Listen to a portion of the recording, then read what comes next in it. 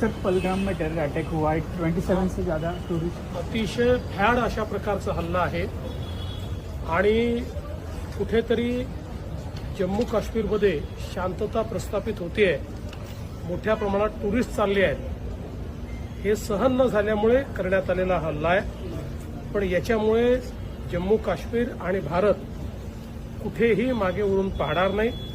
अशा ज्या नालायक शक्ती आहेत त्यांचा मुकाबला भारताला करता येतो।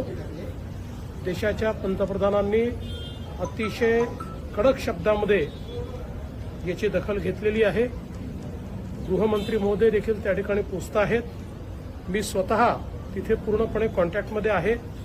आता जी काही यादी आमच्याकडे आलेली आहे त्याच्यामध्ये महाराष्ट्रातले 2 हे मृत्युमुखी पडलेले आहेत, काही जखमी देखील आहेत।